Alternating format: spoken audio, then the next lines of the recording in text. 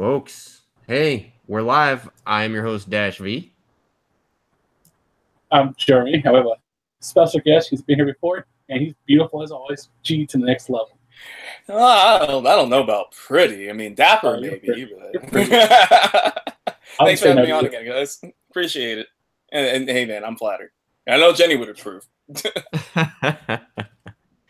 Well, G, we're definitely glad to have you on the show. I noticed my, give me a second here. I noticed my you're a little out of camera. focus. Like, Yeah. as soon as we went live, my camera totally lost focus. I don't know Always what the deal something with you.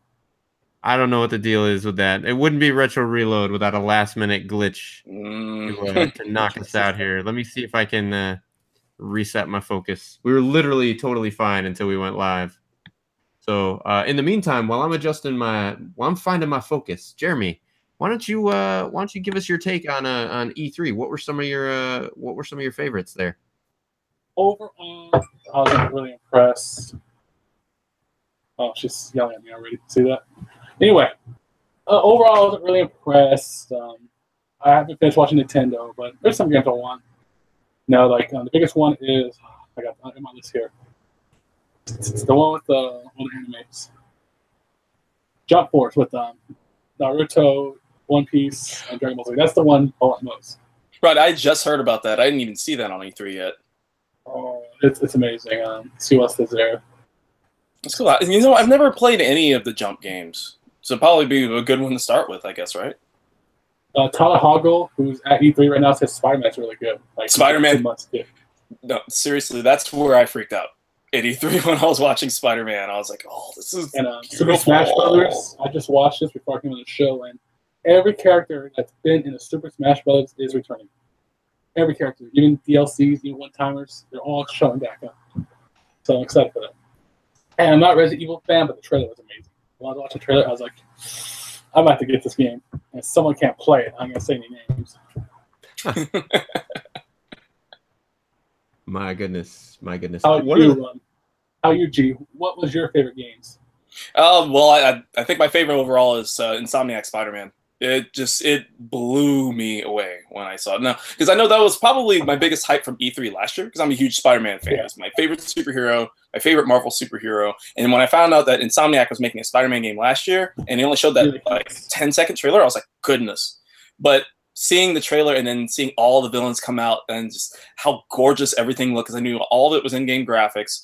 And then every villain started coming out, I was like, is it Sinister Six? It's like, is it Sinister Six? And then at the very end, you see all five of them. They're like, hey, they told you not to kill him. I was like, and then fade to black. I was like, oh goodness. But yeah, that Ghost of Tsushima looks really good. The new Fire Emblem for Nintendo, I know that looks really awesome. I know, unfortunately, out of all the E3 stuff, the only one that didn't get a chance to really watch firsthand was Microsoft. I know about a good chunk of what happened there, but Battletoads.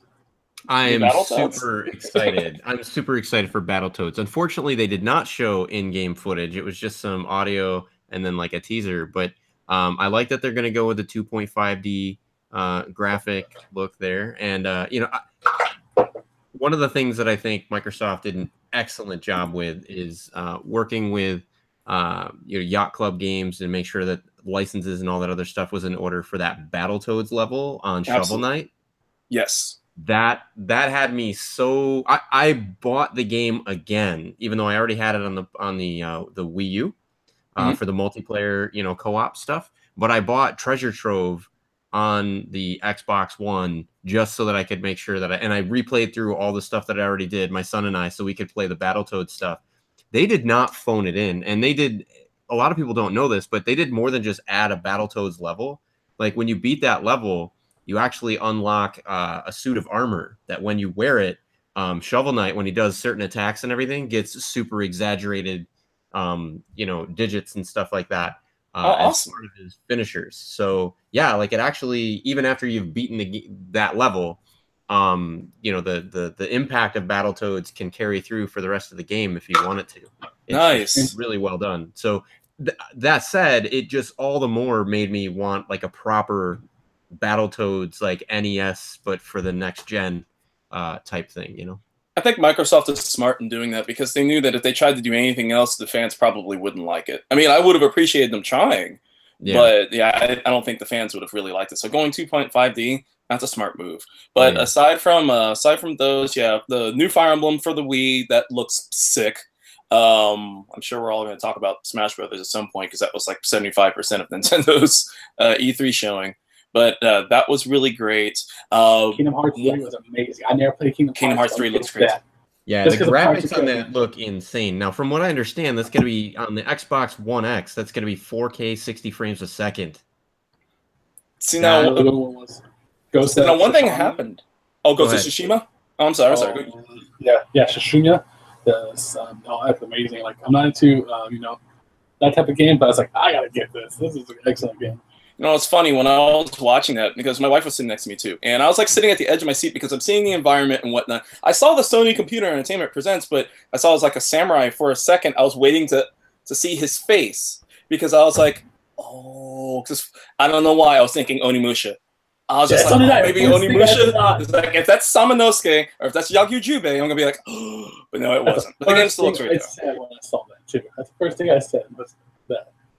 Onimusha, yeah, but it still looks really great though. So I will say that. I know one other one that I'm really eager to find out more on is because I think it's multi-platform. I don't think it's a PS4 exclusive, but it showed during the Sony show. It's Control, the game from Remedy. Looks really good, yeah. I was like, I really want to see more of this because it reminds me. I don't know if you guys played it was on PS2. I think it was on Xbox as well.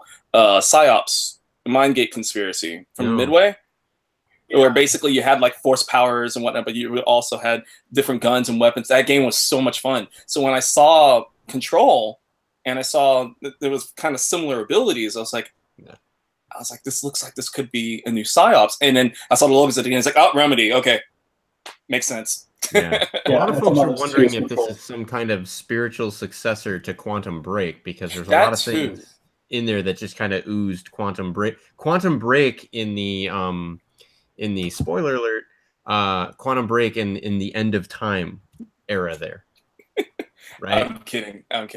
So yeah, there's this End of Time thing that you're trying to prevent in Quantum Break, where everything just kind of freezes perpetually.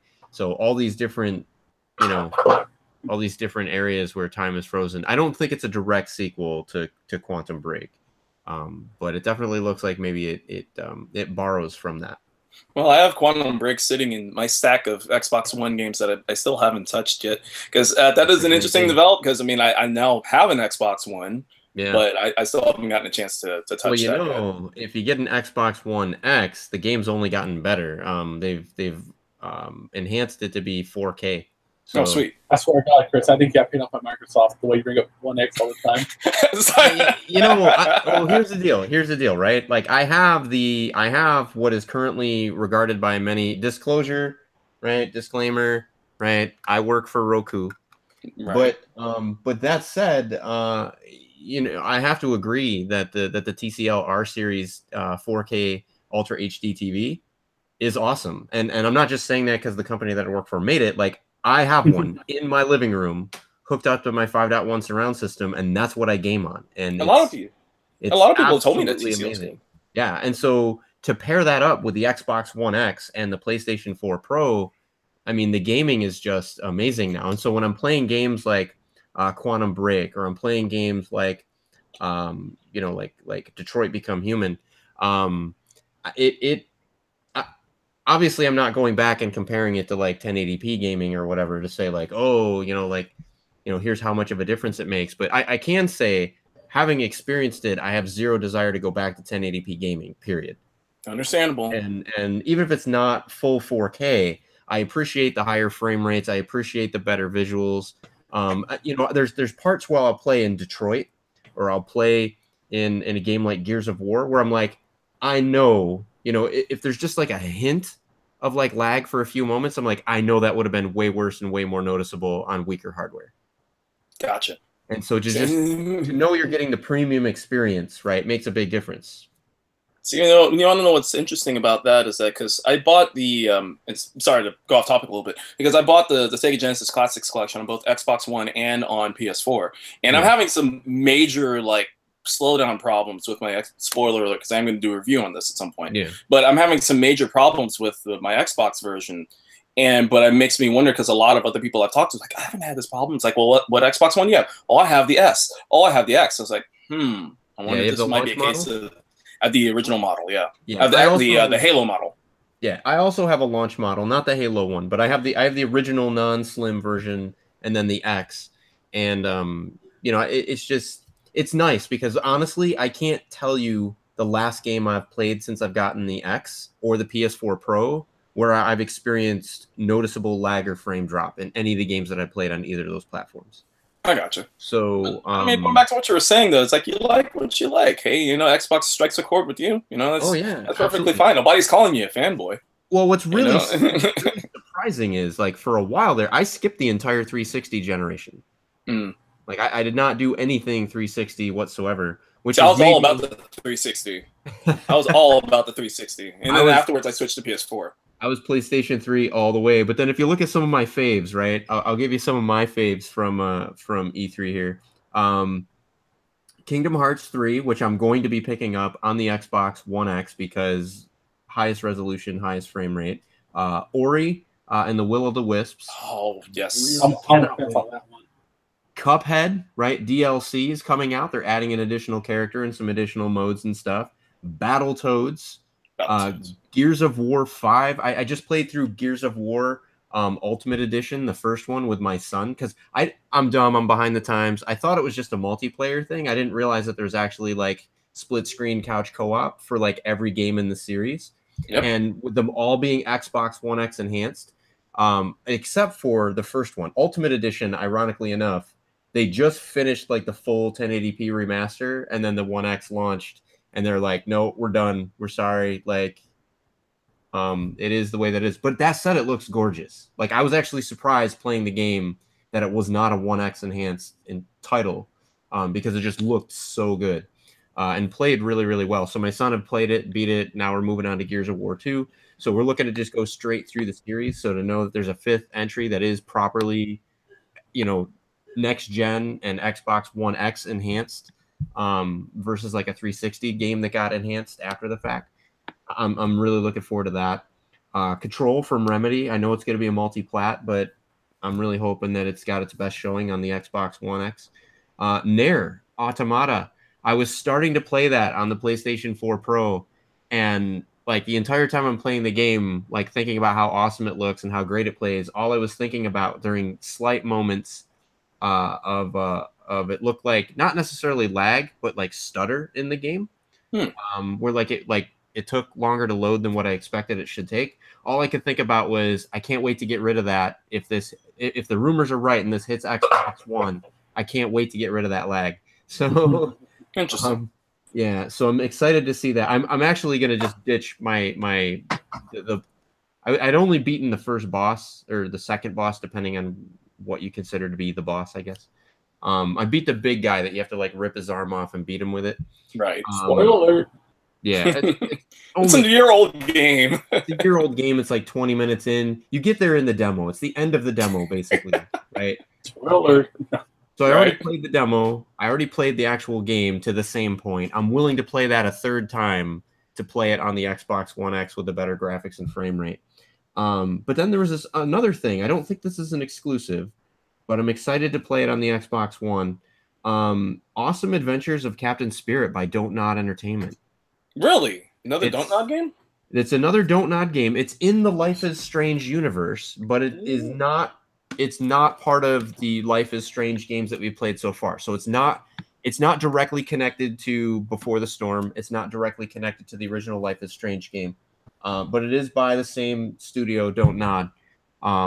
So looks pretty interesting. You should check out the trailer if you haven't seen it already. It's basically a little boy. Looks like there might be some problems at home that he has to deal with, and part of that is he goes into a world of his imagination. And, he fights, creatures in this world of his imagination and stuff like that. Oh, there it is. I don't really know too much of it. It's more of a teaser trailer type of thing where, like, there's enough in there that I'm intrigued to see where they go with it. It looks like the mechanic is going to be totally different than mechanics that we've seen before, but similar to the Life is Strange, kind of thing there. There's reality is different for this boy. and how he's able to manipulate reality and everything like that, and how well what he does in his fantasy affects reality, if at all, kind of remains to be seen. So I'm excited to see how this goes. Brittany says she's got to go back to work, but wants us to have a good show. She's been following us in the chats there. So Brittany, I'm sorry you got to go back to work, but thank you so much for your time on the show. Cool. I don't know what you're saying about Kingdom Hearts. I'm probably gonna get it. I'm probably gonna get it for PS4 mainly because of the big pack that they're doing that includes all the original games. Because that's only for PS4, I believe, right? It's not that Xbox One is only getting Kingdom Hearts 3. They haven't mentioned, but I assume you're correct. And that was actually tempting. When I saw that, I was like, oh, wow, that's great. I think the downside for me is I already have those games unopened for the PlayStation 3. Oh, there you go. I think I might have even already repurchased them on the PlayStation 4. Okay. So we haven't yet. To have them all in one collection, if it's a physical copy with like all of them in one collection, that'd be pretty nice. That's the question, because they didn't, as far as I know, they didn't really determine that. All I know is that when you go on the PlayStation Network and you look it up, you can pre-order it now, and it allows you to download everything but Kingdom Hearts 3. So it is available digitally, but it makes me wonder if when Kingdom Hearts 3 comes out, is it going to be in one big physical pack? And if it is, then definitely going to buy that. But if not, then no big deal. Just buy them separate. That's fine. Yeah, I think you're totally right though. Game Consolers says hello. Would like to hear your overall impressions on Sony and Nintendo presentations. Game Consolers, we will get to that. So and thank you for watching and tuning in. Robert Walker also comes in and says he did not care for Kingdom Hearts. So not everybody does. It's not a game, for everybody. I really enjoyed it. My wife really enjoyed it. In fact, way back when, I bought her a PlayStation 2 and that game for Christmas, and she bought me that same Christmas a GameCube and Resident Evil 0. Ah, there you go. Good choice. Yeah, so we've got fond memories of that game. We've been with the franchise since the beginning. So Kingdom Hearts, I really enjoyed the first one. The second one I enjoyed until the end. The final boss didn't do it. I still have hard feelings on that final boss, but other than that, it's fine. But I'll tell you what, because I kind of swore off it for a while, but Birth by Sleep turned me around. Did it? That was the one because I really enjoyed Birth by Sleep when I played it on PSP. Nice. And so I'm just like, now they're finally moving forward with the franchise, so I'm all about it. I know my wife is super excited too because she loves Tangled. It's her favorite Disney, actually I think second favorite Disney movie, excuse me. Yeah. First being Robin Hood. But when she saw the Tangled World, she's like, oh, it's so pretty. Tangled World, Frozen, Pirates of the Caribbean, and it all looks spectacular. Monsters, Inc. That looks great. I think whether you play it on PlayStation 4 Pro or you play it on Xbox One X, I think it's going to look good. I think it's going to be well worth the wait. Jeremy, you've been trying to jump in for a while, though. What do you want to say, my friend? Oh, yeah. I said, okay, we're going over our likes right now, but what about your dislikes? Going over my 2 dislikes already. Yeah, okay. Why don't you go ahead and mention your 2 dislikes? Well, the first major one, lack of Ace Combat news at E3, but they did tweet out that this Friday there'll be a trailer.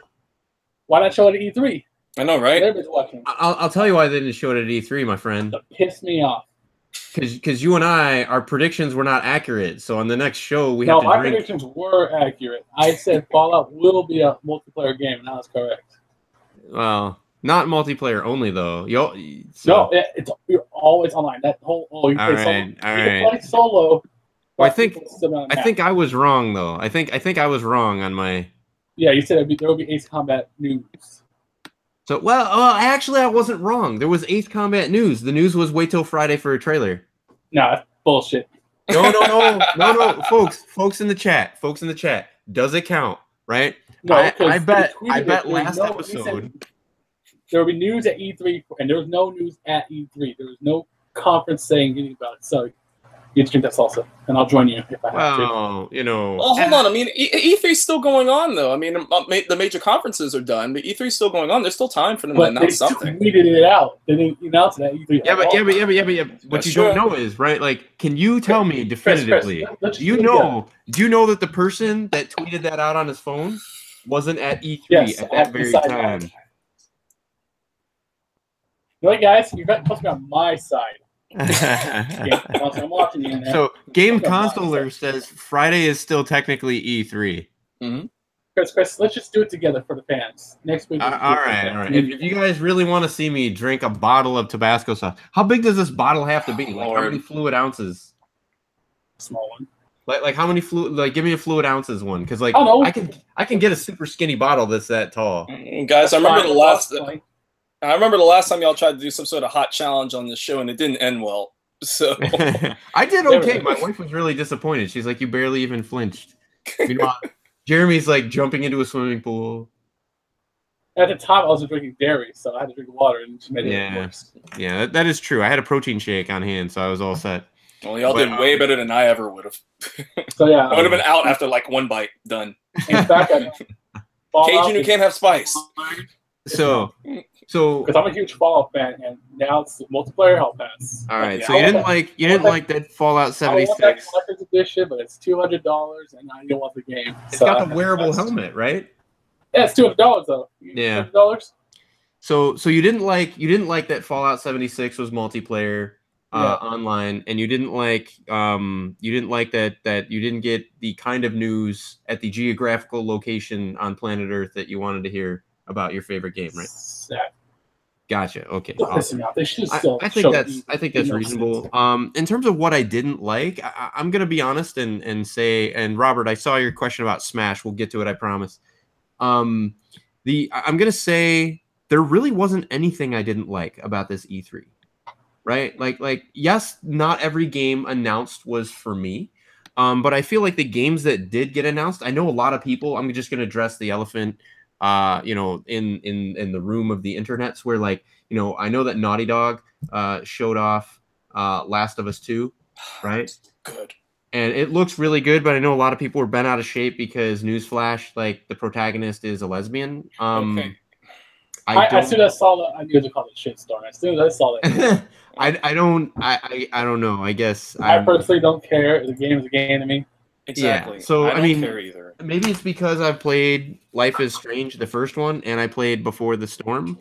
And maybe it's because, I'm like, I live in 2018, but I don't really, personally, I'm not trying to speak for anybody else, but I don't really feel like that should be a big deal. Like, I think it has to do basically with like, what's the game about, right? If the game is the same game that we know and love, a sequel to the same game that we know and love, then I think that'll be just an element in the rest of the overall game experience and story. I don't see it becoming a game about love. I see it, in fact, if you watch the entire trailer, it's clearly not, right? There's no. You've got that, and then next to it, you've got like all this like man's neck isn't love. Yeah, shanking somebody, right, and disemboweling them, right? Maybe I don't know. That's real love right there. The way to a man's heart is through his stomach, but only if you twist the knife and pull up, right? So, I mean, yeah, but also correct me if I'm wrong too. In the DLC pack for The Last of Us, wasn't it kind of alluded to that, Ellie? So that's what wasn't it kind of alluded to? So then why is it a problem now? Well, and here's the deal, right? I think to answer that question, I think honestly, so I've played the game, have not completed the first game, I have the DLC, like you're talking about the Left Behind pack, right? Right, that's one. I personally haven't played it yet, but that's what I heard, is that they basically kind of gave it away. Yeah, but nobody complained then. So I didn't finish the first game. I will. It's in the backlog. I didn't finish the first game, but I made some bad inventory choices and got myself into this rut where basically I have to replay a couple levels just to make sure I got enough to get through the levels that follow. Right. And I just didn't have the stomach to do it because the levels before that had been brutal too. So the difficulty curve, like suddenly just spiking ridiculously, kind of threw me a bit out of the game, to be honest with you. That said, the game is amazing. It's just I didn't feel like investing hours into playing the same place just to make sure that like I could get the 8 stealth shankings in a row that I needed to get to the next spot. But at some point I will go back to it, revisit it, and complete it. So I didn't play the DLC content, but even having not played the DLC content, so for me it was kind of a surprise. Oh, she's a lesbian. And it wasn't like a surprise in terms of like so I'm definitely not getting this game, cancel my pre-order, etc. But it was more of like I just didn't know. And it was kind of bold for them to kind of, okay, you start the trailer with, here you go. So I think that there will be some folks that are kind of surprised, right? That haven't finished the game, or they have finished the game but maybe didn't get the DLC, because DLC, to this day, I still see people hammering on Remedy and begging Remedy for a sequel to Alan Wake. Folks, the sequel for Alan Wake is Alan Wake's American Nightmare. Yes, it is. It picks up exactly where the game leaves off and finishes the storyline. So if you do get an Alan Wake 2, you're going to be totally like, what the hell's going on? Because it doesn't pick up where Alan Wake 1 left off. So, but people haven't been treating DLCs, right, as true successors to physical games. At least that's been my notice. And I think that maybe Left Behind maybe got the same, maybe it was just written off as like this DLC side story. I don't think people were expecting that there'd be like a character arc that gets developed, explored, or established that then gets continued in the true sequel. And so I think they're catching a lot more people off guard maybe than what they expected, because people just wrote off that DLC as like, don't need it. It's fine. Right. But therein lies with a problem with putting a major part of the story as quote unquote optional DLC. Because therein lies a problem with that, because not everybody's going to buy it. So when the next game comes out, you're now dumbfounded because this is happening, but you didn't buy, I didn't buy the DLC before. Oh, well, I guess you got to buy the DLC now. I'm like, So, but for me, like whether I went into that trailer having previously known it, or went into the trailer, like I want to say some people have seen it and been offended, shocked, and disappointed. I certainly wasn't shocked. I wasn't offended. And I wasn't disappointed. I was surprised, but by that surprise, it was just like, I didn't know that, and they're making it very clear. There's no, it's not like because sometimes they'll do it in a way that's like, did it really mean the same thing to this person as the other person, and who initiated it? And it's usually not the main character. Like usually it's like some supporting character to the protagonist. Like if you look at what they did with the TV show 100. Where they started out establishing that character as being bisexual by like basically a supporting character makes moves on her, and then they spend a good couple episodes with her kind of grappling with like how she feels about it. So the way they handle it in the trailer was a bit more direct. It's like, no, she's basically like, this is how she is, right? This is how she feels. And I think I was surprised that they took the move to be bold, to just say like, here's what she is, and it's not, don't question it. But it wasn't a surprise and like, I'm really disappointed. It's like, well, if you're gonna do it, I actually appreciate that you don't kind of like half-ass it and like follow this trope of like, well, maybe she doesn't feel the same way or something. Like, no, this is how it is. If you're gonna get into this game, that's something you're gonna have to accept about it. Which is something that even Life is Strange Before the Storm kind of tinkers with, right? There's this mechanic where like you can basically make decisions and make choices that either accelerate or prolong the lesbian relationship between the main character and the supporting characters. And so depending on how you play the game, she could have very strong, right, same-sex attractions, or she could have more lukewarm, still kind of figuring it out, same-sex attractions. That's all based on your choice, but still the game wasn't bold enough to just like in the narrative, like, no, like from go, this is how it is. It still kind of leaves it up to, I guess, your own interpretation or discovery. So to have the game just kind of do it, I thought was really, it was surprising that a company that big is just willing to make the bold move. But it was kind of like more of a positive surprising that like we're in a time now where they feel like they can do that and it's not going to totally destroy them or destroy the game. So I didn't really have any disappointments, I guess, to your point, Jeremy. Like I had zero disappointments. Okay. And G, did you say any disappointments for you? No, my first one probably is sorry for Nintendo, but mine's gonna start with Nintendo. I understand that Smash is their big focus, but I felt that they spent a little bit too much time. Pretty much in that whole block, like 75% of that conference was about Smash Bros. Is it 75%? I'm still watching right now. Yeah, I was in the middle of Smash conference when you guys came on, so I had to stop. Robert Walker is super excited though. Robert Walker says that this looks like this is going to be the perfect Smash Brothers game. So it totally is. I mean, I'm not knocking the game. Yeah, Game Consolers is super. Oh, and I definitely wasn't saying that you were knocking it, but just saying it definitely resonated. It looks like with some of our viewers. Robert Walker, who said he didn't really care for Kingdom Hearts. He's really excited about Smash Bros. Ultimate coming out. Game Consular says he's excited to have Snake back, but wonders who's going to do the voice. That's a good call. So it's going to have this is going to be the biggest Smash Bros. Lineup they've ever had. Yeah, because everybody's back. It's going to be absolutely massive. And then they got 2 new characters. They have the Inklings and Ridley. Yeah. Which, sorry, Jeremy, if I spoiled it. Sorry. So what really? That's one. Now, did they make it clear though, like how many of those characters are like out of box versus DLC? Are they going to DLC the hell out of us? Like all of them are out of box. Nice. So I'm like, that's awesome. So all the DLC from the old games are all going to be out of box for it. So yeah, this is going to be the quintessential Smash Brothers experience. But my qualm that I have with it is this, that Nintendo at the very beginning is like, oh, okay, well, here's this, a little bit about Octopath Traveler, which I'm super hyped for. It's like, hey, new Mario Party. We're only going to talk for like a minute about new Mario Party. That's great. New Fire Emblem, like blinking, you miss it. I guess, and you know what? Like, if I had to say, like past me. Like last year, I would have said that I was disappointed by this kind of showing at E3 from Nintendo. But this year, I guess, honestly, I'm resigned to the fact that Nintendo is just they're totally content just bringing out the old IPs with some window dressing on the Wii U versions of the titles, and that most of the third-party content is going to be shovelware on the eShop. Like at this point. Like, I feel like Breath of the Wild, I got my money's worth, even though I could have played it on the Wii U. I feel like, other... I sent by for a Switch. I replay it again.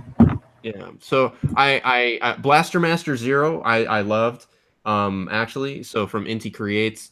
What was it? Mighty Gunvolt Burst, which from Inti Creates, I loved. I might actually get into Fortnite was announced on the Switch. Yep. Right, so that actually, I temper my announcements from Nintendo being kind of ho-hum with there were some really nice third-party announcements for Nintendo, which is really what we ought to be seeing. Because let's be honest, give Nintendo another 2-3 years, and the brand new AAA titles based on their existing IPs will come. I'm talking stuff like Metroid Prime 4, things like that. Speaking of, I'm excited for the Pokemon game. Yeah, which. But that said, I was really excited to see like real no kidding AAA games from third parties like Fortnite finally making an appearance on the Switch. Like I think that's a big deal, right? I think it's a good call on you. Is like maybe that the third party companies were kind of testing the waters in its first year, or so to see how the Switches go, how to properly make games for it so it's optimized and it's not like a really bad port like EA did at the very beginning. Yeah. And they're doing a good job. Yet I will say that, Dash, I do agree with you that the third-party showings for Switch, it gives it a lot of promise. It's looking great. Because that was because I remember we talked about that when last time I showed up on the podcast, and one of my biggest fears was the third-party support for the Switch. And then once we saw, hey, all these companies are looking to support it, I was like, well, bang, all right, Nintendo, you got something going here. And sure enough, they hit a home run. Absolutely. So just keep going with it, But I'm pretty excited about that. Metroid Prime 4, I wish that we'd gotten more. Yeah. And I'll tell anybody who's seen this, I want to know, and also for the people in the chat, I want to know. When they said, hey, we got one more thing to show you during the Smash portion, and they said, okay, we're all done. And then you see Samus strutting around in her suit. Did you think Metroid Prime 4? And then immediately when you saw Mario's hat, you're just like, But then Ridley popped out and it was okay. So it's like, dang, I was hoping it was going to be Metroid Prime 4. Yeah, but that's okay. I know a lot of people were. But that said, it's Metroid Prime 4, like the fact that it's carrying the Prime 4 moniker, right? This isn't Metroid Other M. This is like they know the bar that they have to meet. Yes. And they know that they don't have Rare. And I think, I interpret Metroid Prime 4 being absent, not necessarily as any danger zone. I just see that as Nintendo's really big about, look, if we can't just knock your friggin' socks off, we're going to keep our mouths shut. True. right? And I would rather have them do that. I would rather have them wait until, because right now the environment's gotten so toxic. I mean the and I want to make it clear, like, Jeremy, I'm not railing on you, because I think that the beefs that you had with the games that you're really looking forward to and the direction that they're taking some of those franchises, or the delays involved in some of those franchises, I think are legitimate. But some people are like, dare you to face Project Aces. Some people, well, no, I'm saying, like, you were very tasteful about how you expressed your disappointment and everything. But there's literally, with some of the stuff, like, people are getting so toxic. I posted on our Twitter feed 2 days ago that I actually thought that the latest batch of Star Wars movies has actually been pretty decent. And we lost 4 followers instantly. That's a big deal for us. I would not. I mean, no offense to anybody who likes Star Wars. I've never been a giant fan of Star Wars, but I would not touch the fandom with a 10-foot pole right now. No, I mean, and it's not just Star Wars. It's not just. Funny you mentioned that, because in general, like, internet fandoms have become incredibly toxic. It's funny you say that, because I was on Ace Combat Reddit, and they're toxic as fuck. Dude, they're like, don't even get me. If you see them out there, harass them. I'm like, don't fucking harass them. My goodness. Like, demand them give us news. Like, don't do that. No, you don't deserve that. You got Nobody some lights deserves over that. there, Jeremy? Because you're like, oh yeah, you're fading out. my light literally broke the other day. I had to, like, okay. I'm talking about toxic fandoms. I mean, like, dude, like me and y'all know I love Sonic the Hedgehog, but sometimes that fandom. Oh, I love y'all, but sometimes it kills me just how badly they treat each other. Like about Team Sonic Racing, I'm incredibly excited for Team Sonic Racing, and everybody's just bashing like, oh, it doesn't look like it moves as fast as Transformed, and oh, where are all the other Sega guys, and where's my favorite? It's like I can't make it OC. And it's like, oh my goodness, just play the game, try it. If you don't like it, hey, that's fine. Hey, Jeremy. It's like, if you don't like it, that's fine. But it's like, geez, calm down. Chill. So, Robert Walker says that he actually was hyped about Ridley being playable, because he said it for a while. I guess I didn't know this. I guess there was a myth that Ridley was unplayable because he was just too damn big. So, also he says, no offense, but even if I like Star Wars, but the Disney Star Wars are BS. So, Robert, I certainly, you're entitled to your opinion. I'm gonna have to, agree to disagree on that one. I watched the original 3. I'm not talking 1, 2, and 3, but I'm talking, like, 4, 5, and 6. And honestly, I have a hard time staying awake through them. I still appreciate them as, like, they were definitely iconic. They were definitely good. They were the best we had at the time, right? They were really, and I'm not saying that they're bad movies by any stretch of the imagination, but, like, at this point, I'm kind of Star Wars out, right? Like, I mean, that series of movies has existed for me for over, like, 40 years. So I'm kind of, like, done with rewatching those 3, like, over and over and over again. Now, the 3 that came after that, 1, 2, and 3, personally, I feel were a complete friggin' dumpster fire. And the newer ones, I didn't mind. Solo was actually a good movie. Actually, it's probably my favorite Star Wars movie. I'm not a fan, though.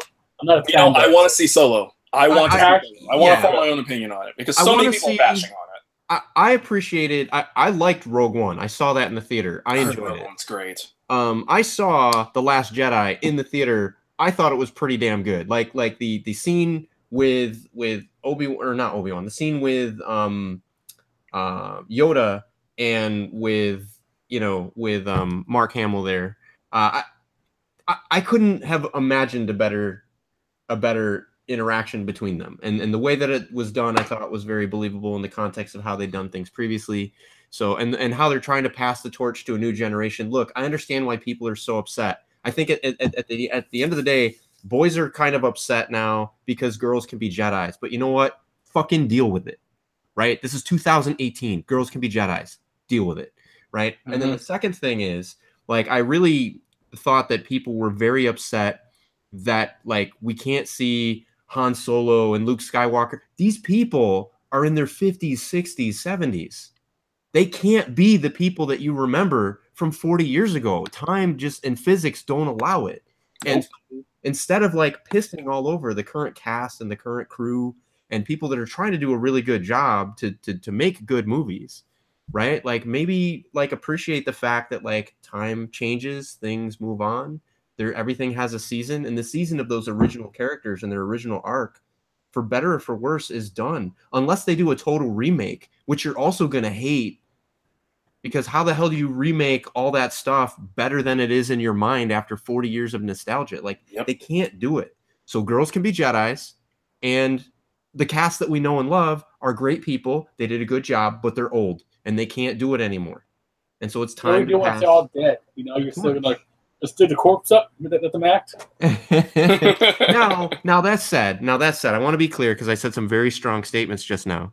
If you're somebody who just doesn't like the new movies because you don't like the pacing, you don't like the new way that Hollywood writes stuff, and you don't like how effects heavy everything is, and that kind of stuff. I'm not trying to say that everybody that didn't like the movies didn't like it because of, you know, girls being Jedis and that kind of stuff. But a lot of the toxic fandom that I've seen has been pissing and moaning about girls being Jedis and about not seeing more Mark Hamill kicking ass as Luke Skywalker. Well, you know why you didn't see it? There's physical limitations there, my friend. He is not the Luke Skywalker of 40 years ago, right? Like, and so it's a gift and a blessing that he was even able to be in the damn movie at all. And I felt totally happy with the scenes that we saw him in, and I thought the send off that they gave him was a really good one.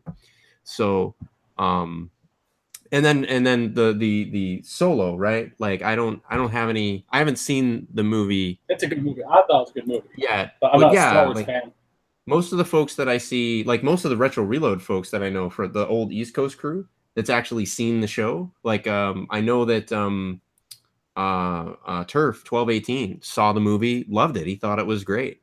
A handful of other folks saw it, loved it, they want to go see it a second time. So, I mean, I can't form an opinion on any of the newer Star Wars movies because I haven't seen any of them. I haven't seen The Force Awakens. I haven't seen Rogue One. I haven't seen Solo.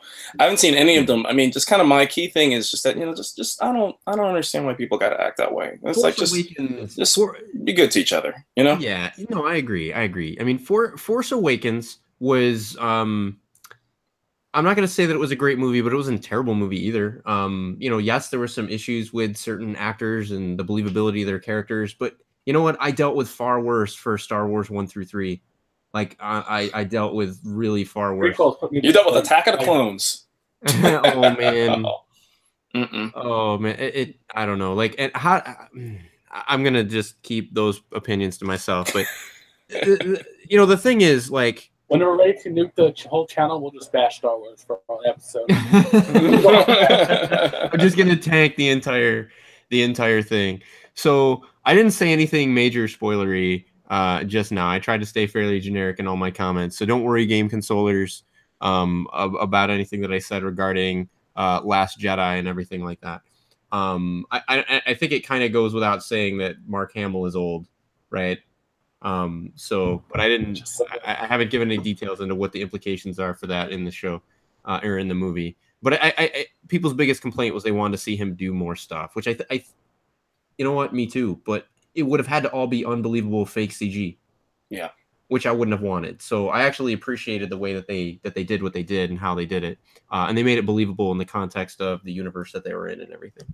So, but the deal is, right, like, why can't, you know, there are people that like the original 3, and I'm in that camp.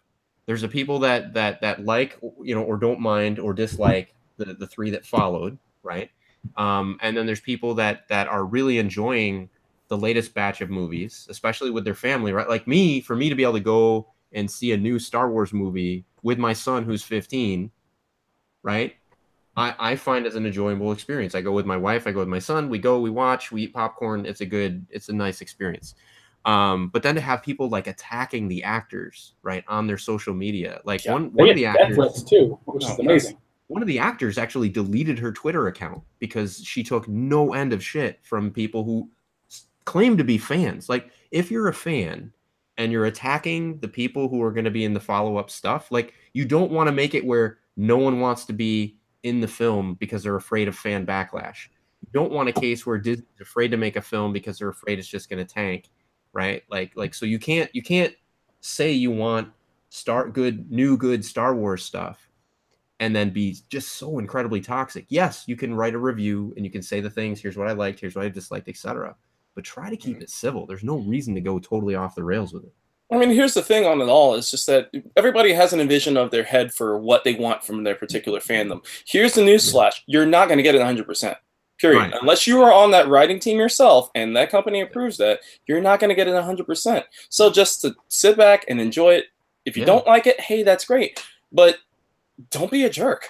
Right. That's absolutely. really the only thing that I have to say. That's all I got to say about it. Yeah. And that goes for all fandoms, no matter what. Whether you like Xbox, PlayStation, Switch, hey, we're all here to party and game. There's no need to act like jerks, But I'd probably say the second disappointment I had from E3, because I know the first one's just like, yeah, I felt that they spent a little bit too much on Smash. And to Robert, I will say, no, don't get me wrong. When I saw it was Ridley, I was hyped too. But it can't help that I was at least a little bit disappointed that it wasn't Metroid Prime 4. But once that went away, sorry, my cats are fighting. Not that that passed me. It's like, oh, it's Ridley. Okay, sweet. So that was cool. But my second thing is just that, and I know this, I knew it wasn't gonna happen, but I was just like, I'm kind of sad that there wasn't any Sega actual conference. Yeah. Especially since now that they have Atlas, that they didn't have, like, they've got their things spread out throughout the entire week, but they didn't have an actual dedicated conference. That's my only kind of downside to this. So I gotta wait till Thursday to see more about Team Sonic Racing, about Valkyria Chronicles 4, which I'm super excited for. About the new Fist of the North Star. Fist of the North Star. Yes, that's gonna be awesome. Must be nice. I gotta wait till Friday for my news. So you can take Thursday. Yeah, Jimmy's still bitter. Jimmy's still bitter. I do want to give Robert Walker. Robert Walker. He makes a good point, but I think I kind of gave my feel on it. I'll try to keep it spoiler free for those that are watching the live stream. He says that he's not upset that girls are Jedis, and I believe that. Like I said, not everybody's upset that girls are Jedis. But some of the more toxic people kind of are. He says he is upset about directions that they're taking with some of the original characters, and he feels that it's kind of disregarding them and their contribution to the series. I totally get and understand wishing that they could go different directions with those characters that kind of wove them into a longer story. Now that said, the reality is, I don't think anybody expected that Princess Leia was going to pass away in real life, right? I don't think anybody expected that was going to happen as swiftly as it did. Certainly the filmmakers didn't expect that, because they had a chance to actually take care of that in this movie. and that's all I'm going to say. I'll let people watch the movie to see whether or not they did take care of it or not. But yeah, I mean, it's taken a risk. So anything they do to kind of weave them more permanently into the storyline or into like a trilogy that's going to take 10 to 15 years to play out, when these people are like pushing 60 years old, you're rolling the dice. You're really opening up a plot thread that you may not be able to close back down. Yep. So one of the things that I really liked, and I thought Terminator Genesis did an excellent job with this as well, but another movie that was good but got like tons of shit from people. I thought Terminator Genesis did a really good job of making it possible for Arnold to be a part of follow-up trilogies or not, depending on what life actually had in store. They didn't make it where he's like a required to be in the film in quite the same way that you might want him in there, but at least you could have him in there, and so I would say, that there are plenty of characters here that we have, because of how things can happen with flashbacks, flash forwards, right? Time travel, all the stuff that sci-fi is well known for. I don't think we should ever really consider characters as truly gone or unavailable, even if they move on to other things, or even if they die, or, however they get kind of massaged to where they're no longer as critical to the story as we might want them to be. I think the key is it doesn't always eliminate us seeing them again. And if we can get to that point where we appreciate that the story, to your point, G, doesn't always go the way that we want it to go, it doesn't always tell like we want it to tell. Yep. We can just enjoy the journey, right? Enjoy the experience. Be grateful for the fact that we had time with that character, with that actor. I know one of the things that kind of breaks my heart, I was really excited to see Michael J. Fox actually come back in this current season of Designated Survivor. I was really excited to see him acting on screen and doing his thing. And I was kind of heartbroken to find out Designated Survivor did not get renewed for season 3. Well, hey, we're getting a Back to the Future 4. So there is that. So are we? That. Yeah, apparently. I mean, Michael J. Fox tweeted it himself. Oh, wow. I did not. It's supposed to happen. I mean, look it up. Yeah. Now that said, I'm hoping, I'm going to give out my feeling on that. I'm hoping it's kind of a pass the torch type of thing, right? Because Christopher Lloyd and Michael, I mean, you guys aren't going to be with us forever, unfortunately. Christopher Lloyd especially. Like every day he's alive is a gift to us now. Yeah. True that. So if they can do something where they pass the torch, you know, I always kind of lamented that Back to the Future came out in a time when, you know, they weren't able to when sequels weren't really typically good. I think Back to the Future kind of broke the mold in having good sequels. Yeah, agreed. Terminator 2 kind of broke the mold in having a good sequel. Yep. It was kind of magic that they weren't really able to really reproduce. Christopher Lloyd will be 80 this year, just saying. What's that? Yeah. Christopher Lloyd will be 80 in October. I know. So, but I mean, you know, if now that they know, I feel like with the Lord of the Rings stuff, right, and with the let's see, what were some of the other things? Now that I want to actually call it out, I'm having trouble pulling it with Harry Potter, right? Now that we can actually see that, like, you know, good sequels, good serial movie content can come out. The Marvel movies probably being the best example with this 18 movie run. Right. All these things leading up to the adventures. Like, I've always kind of felt it was a bummer that Back to the Future, in a way, that it came out when it did, because there's so much potential for that to just go on and on and on. It's kind of a shame that, like, it was like 3 and done, right? So I don't. Yeah, Game Consolers asks if Back to the Future 4 was an April Fool's thing. I don't think so. He just posted that not too long ago. I mean, it could be. Like I said, correct me if I'm wrong on that, but yeah, no, because it was a picture. It was a picture of him, and it was Christopher Lloyd and Leah Thompson. And they were all in one picture. And he said, "Back to the Future 4 confirmed." Like, what? We'll have to. I don't know. I'm gonna. Somebody, please prove me wrong if I'm wrong. That's okay. I could definitely, if it did come out, I would hope that the fans wouldn't hate all over it and destroy a chance at a new trilogy, because I would love it, even if it only started with the original crew and cast and then moved on to newer folks. I could handle that. Right. Lister's mate says, are you talking about the Back to the Future video game? So Lister, no, he's not. He's talking about a post that he saw, a tweet that he saw from Michael J. Fox. But that said, you do bring up the good point that folks that are looking for an unofficial, well, I guess it's about as official as you can get. Yeah, it's official. It was great. Yeah, Back to the Future, the video game from Telltale. Yep. Bob Gale actually goes on record as saying, in his mind, that is Back to the Future 4. I could agree with that. That pretty much, that's kind of like the Ghostbusters video game was the real Ghostbusters 3. Yeah. And that was a fantastic game. Yeah. So, yeah, definitely agree with that. So I didn't really have any disappointments with E3. I kind of gave all the stuff that I really loved about it. Really, I guess, I'm going to refactor my statement, Jeremy, although it's maybe not what you were going for, but it gives context to everything that I kind of exploded about a few moments back. My disappointment in E3 is really in people being so toxic about stuff that you're not entitled to sequels to your games. You're not entitled to them making new awesome IP. You're not entitled to them using your ideas for storylines in their follow-up games. It's a blessing when we get sequels to games that we've been really looking forward to.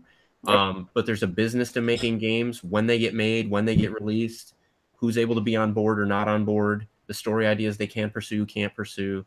And certainly we should voice our opinion. I think that there were times when like the backlash to Infamous 2, when they released this trailer with a Cole that none of us recognized. Oh, right. Yeah. I remember that. Like, I remember that. What the literal hell, right? But, people went onto the forums, for Sucker Punch. They voiced their concerns, all that other stuff. And the company heard it and listened. I think another one was that I thought was done civil was this recent thing with Detroit Become Human. There is a way to change the game that's irreversible that some people really, really resented, and I'm deliberately I'm talking very vaguely, but there's a in Detroit Become Human, there's a way to make a decision that you can't unmake that permanently affects the game. And people took to Twitter and all that kind of stuff to say, please, can we have this back? Oh my goodness, right? Like I miss, I didn't realize that it was going to be a permanent decision and everything. And most recently, Detroit says, Detroit says that the makers of Detroit, rather, Quantic Dream basically said, hey, look, we're listening to you guys. We understand. We're going to make a patch and allow you to undo the change if you want to. Yeah, but the problem with that is that for a graphic style game like that, like you can't go back in real life. But I also No. understand that, Yeah. in a game like that, you should at least be able to have save points that's like, oh, hey, I screwed up. I can go back to an earlier save point. So I can also understand that, but at the same token, it's like, no.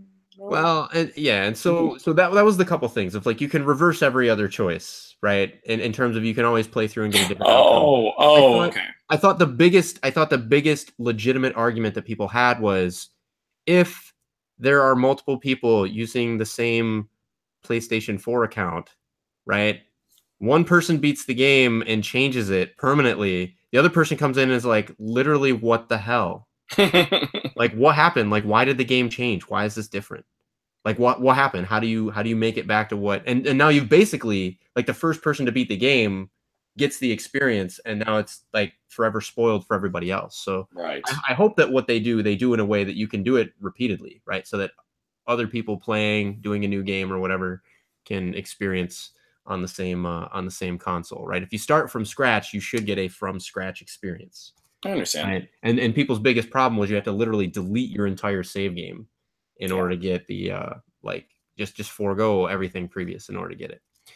So, but yeah, I mean, so definitely voice your opinion when something doesn't sit right with you, but try to be civil about it, right? Exactly. Let's not like there's no reason to be non-civil, and I'm also not a fan of like every opinion being like valid. Like if you don't believe that girls can or should be Jedis, I don't think that opinion is as valid as why not, right? What's the problem? And that's just me personally. I'm not trying to speak for UG. Definitely not trying to speak for the folks in the chat, but me personally, Dash V, I don't believe that all if it's an opinion by definition, right? They're I don't think that they're all as valid as others, right? Like, anybody can be a Jedi. Anybody can be a Jedi. I personally agree with that statement. Yeah, like for me, looking at it now, older, right? Like and as a parent, right?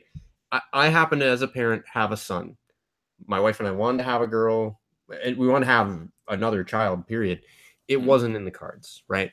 And so, but when I think about from time to time, if I had been able to raise a daughter, right, it really forces me to take a look at some of these issues like gender equality and things like that and go like, wow, like I never really thought about her being at a disadvantage or like her having fewer role models or the role models that she had, like pushing her toward a certain lifestyle or career path versus, boys are taught they can literally be anything, do anything. Right. And for a long time in our society, girls were taught something very different. Right. And I can't ignore that. Right. And so I feel like, even though I don't happen to have a daughter, so I'm not necessarily directly impacted by the amount of female superheroes and all that other stuff.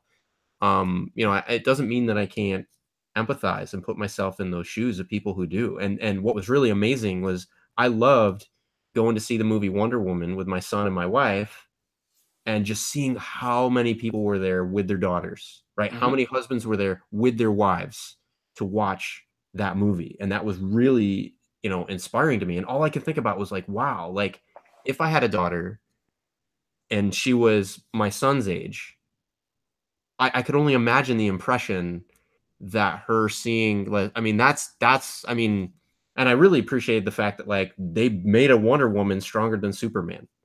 Right. They weren't afraid to go there and do that. And so, I think that we need more stuff like that. And I'm not afraid of if it's overcorrecting or this or that. Like, how many decades have we had of like men being the hero and being the smart one and the strong one and everything? Like, I can deal with several years of overcorrection until we find a balance, right? Because we should have found that balance years ago. Right. I understand. But we just weren't there as a society. We just weren't there. And so I think maybe gaming is experiencing a bit of a lag, right? Because movies have kind of gotten there, TV's kind of gotten there, literature's kind of gotten there. I mean, people are still arguing over whether or not the scenes the scenes shown in Detroit Become Human, whether or not a game should be going there. Should a game be going to domestic abuse? Should a game be going to, racial, issues and stuff like that? And Quantic Dream just went there. And I think that they addressed everything very tastefully and very respectfully. Exactly. That's what I was going to say, is like, as long as it's done, as long as you know what you're getting into, and as long as it's tastefully done, I don't see a problem with that anyway. I mean, if we can have sex scenes in games, I mean, we can have that. It's like, again, if that's, as long as it's done with good taste. Yeah. So I guess what I want folks to kind of take away from is that I think I can kind of understand gaming being like kind of shocked by all this stuff, because there's a bit of a lag in terms of them being introduced to it versus other mediums. But at the same time, the toxicity I've seen all around movie, film, games. And I guess I'm just sick of it. So I guess I've kind of taken the attitude of, I've done the whole be quiet about it, don't talk about it, and like let it run its course sort of thing, right? Don't feed the trolls, right? And I feel like the trolls have been reproducing like jackrabbits. Yeah, it could so be. I kind of wonder if my complacency and just staying in the shadows has allowed them to to prosper. So I don't talk about it all the time, but when I do talk about it, I want to make it clear like where I stand on things and why I stand there on things. Folks, you don't have to agree with me. In fact, if you don't, light up the comments, right? Tell me what's your opinion on Star Wars? What's your opinion on, Quantic Dream going where they went with the content in Quantum Break? How do you feel about, let's go ahead and talk about, but try to keep it civil. Let's go ahead and talk about, how do you feel about the Last of Us 2, trailer and some of the reveals there? Like, how did you feel about it? Again, try to keep it civil. I think, part of the cure is for us to just be willing and open to talk about it, but to remember that, like, it's a conversation that if somebody has to leave the conversation, right, because you deliberately tried to offend them or attack them, you did not win the conversation. Yep. You lost for society, because when people start leaving the conversation, we all lose. I agree with game console is, though, Dog Says Jedi probably isn't a good idea, though. I do kind of agree with that, though. So I don't know. I could kind of. Well, maybe. Maybe it's like a kid-friendly like Star Wars. Right? Yeah. I mean, we could have Lego Star Wars. So I mean, maybe. Yeah. Possibly. Yeah. So,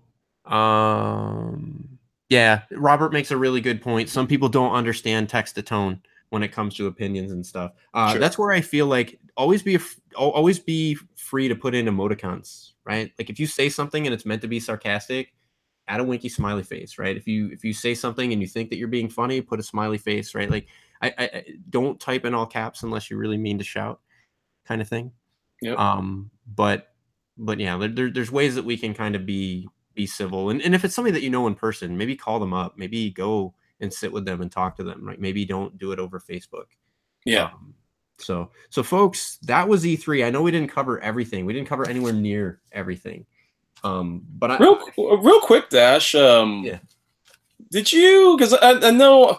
Oh, refresh my memory on your thoughts of Limited Run, because they had a conference, and I didn't know if maybe you had actually gotten a chance to see their conference or not. So I'm glad you brought that up. I did not get a chance to see their conference, but a game that you might have overlooked. I actually made a list of stuff that maybe people missed because it didn't get like tons and tons of attention and stuff. At least I haven't seen people talking about it.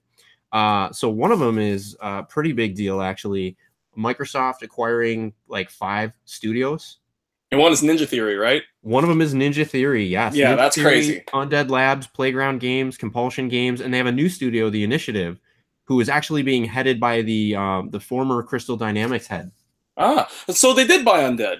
Because I know that I thought that they had just signed some sort of agreement along with State of Decay. Yeah. I didn't know that they had actually bought it. So Xbox actually gave up the name of their next gen system. It's going to be codenamed Scarlet. So be red. That's pretty cool. We'll see, right? Maybe the Xbox Red, right? You can watch YouTube Red on there all you want. No, Beyond Good and Evil 2, right? Oh, right. Right. Right. I didn't mention that. Yep. Finally. So you mentioned Control from Remedy, but also Nier on Xbox One, which I did kind of mention. The Awesome Adventures of Captain Spirit, which I think a lot of people maybe kind of overlooked. But there's another game by Don't Nod. That wasn't the only game that Don't Nod talked about. Don't Nod is actually tag teaming with Bandai Namco to make a game called Twin Mirror. Right. I saw that one at on the PS4 one. Or the PlayStation conference. Yeah, so there's a couple of games that maybe you did not hear. Another one is Hitman 2 got announced, and it will not be episodic. Good. So that's another one. I know a lot of people gave their opinion on how they felt about the episodic format. I didn't see that one get toxic, but I did see people, very clearly voicing their opinion and everything. So it looks like they listened, right? And they're going to make the sequel not be episodic. I almost said episodic. Episodic. I got a bit of a. I swallowed a moth or something. So yeah, but to your point, limited run games. So Night Trap pre-orders got announced. They're going to be open for pre-orders of Night Trap for the Switch. Yeah. Right. Yeah. So the former head of Nintendo was wrong. Right. It still trips me out. Night Trap will be on the Nintendo platform, my friend. That still trips me out. Yeah. I'm like, what? Overreacting for the win. So that was announced. I'm looking forward to that. Tyler Hogle, Screaming Villains. I think I think he's done a pretty good job. And you know about the other announcement, right? The other announcement, Double Switch, right? Dude, it was so good because when they announced it, it was like, oh yeah, by the way, we got one more thing. It's like one more thing. It didn't click with me for a second, and as soon as Corey came, I was like, hey, I was like, and then they flashed it to it in HD, and bam, Double Switch. Like, yeah, nice. Yeah, that was. Yeah, I may or may not have known about that one ahead of time. But sorry, spoiled. Well, I said I may or may not. So right, like okay. But yeah, they put out a lot of good stuff. It was Iconoclast. I'm super excited for. Yeah, what's really cool in general, right? And this is another reason where another thing where I'm not really disappointed in seeing what's coming out for the Switch. Switch is actually becoming a really nice platform for a lot of these. The Bunker is out on the Switch. Oh, the Switch is an indie machine. Yeah, it is all over the place an indie machine. There's a lot of next gen FMV games actually getting released on the Switch. Mm-hmm. So I mean, to be fair, they're going to all the platforms, but that the Switch is getting them as well. I'm super excited to see FMV making a comeback.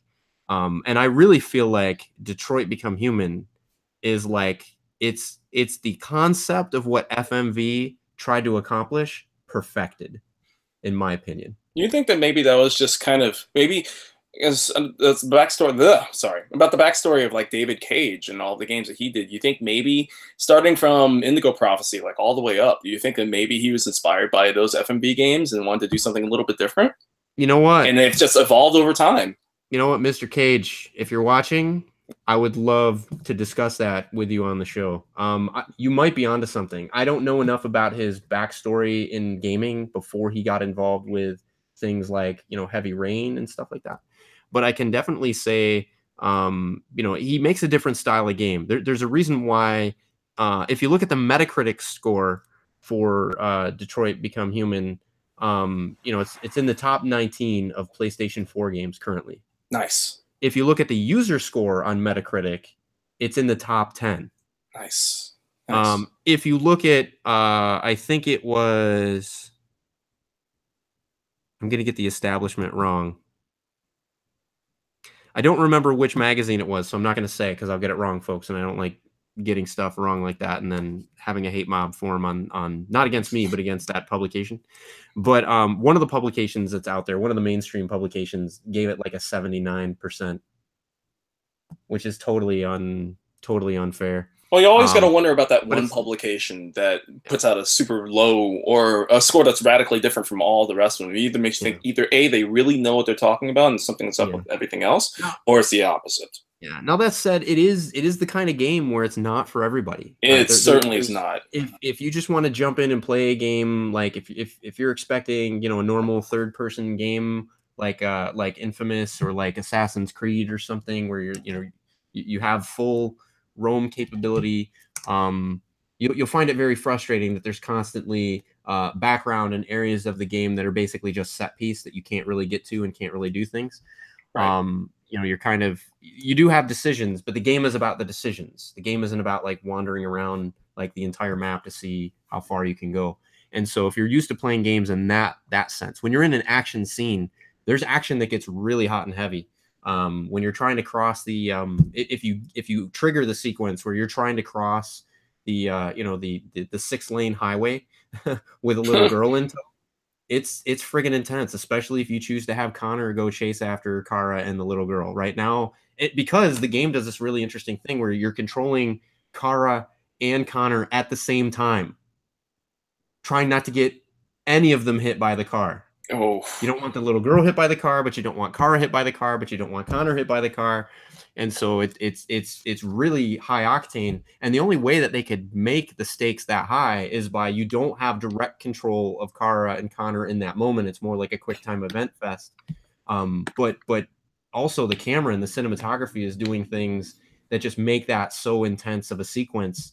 I don't know that you could have that level of intensity. Like the most intense movie sequence I've seen, I feel like I'm playing that intense movie sequence, right? Which I haven't gotten actually playing a game with the thumbsticks and actually being in control. I've had intense moments, but it was intense moments of playing the game. Like in this case, it's like I'm intensely enjoying the experience because the focus is just like, oh, hit this button or hit this stick or hit this or whatever. And you got to do that button like in time, but you're mostly paying attention to what's going on, right? Hit that button to not get hit by the car, right? Pump this button to run fast enough to outrun this truck that's coming at you, right? Like slam left within the next 2 seconds to avoid the little girl from getting hit. It's that kind of mechanic. It's not right. you literally running around in the street, but you wouldn't get that tug of war if you were actually playing the game. Like you would run and you'd more like Frogger, right? You'd run, you'd weave your way through traffic and you'd be done.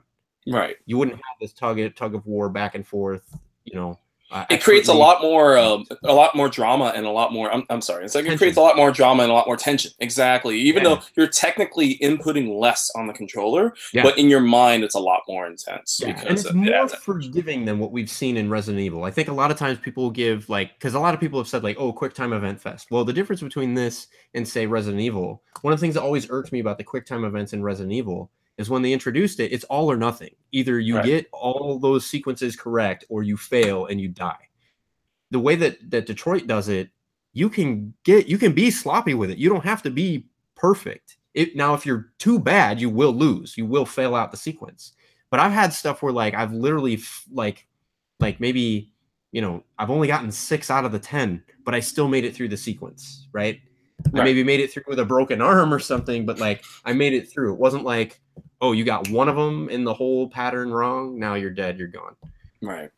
So, I thought that they did a really good job of not just making it like a memorize the patterns and get it right type deal. They do a good job of balancing their need to tell a story and have tension and all this other stuff, but then not have the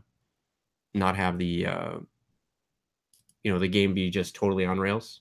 Right.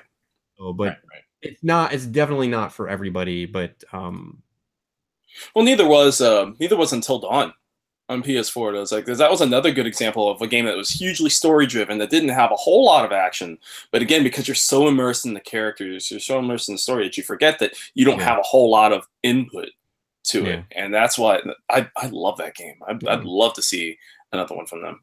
And that sums up my E3 experience really at the end of the day. I didn't really have any disappointments other than maybe the response or reaction to some of the fandom and the entitlement that they've felt, or the things that they chose to be upset about. Really overall, I went into E3 not really expecting much of anything. I went into E3 going maybe we hear about some new VR gear. That's actually 4K wireless, all this other stuff. We didn't hear really about anything yet about VR gear. Maybe there's still some stuff coming up. I doubt it. But I'm not even disappointed in that because there's just so many. I gave a huge list of games that I'm super excited to see that are coming out within the next 2 years. How can I not be anything but happy about that? Exactly. There's more games I'm excited to play coming out in the next 2 years than I'll possibly get to playing.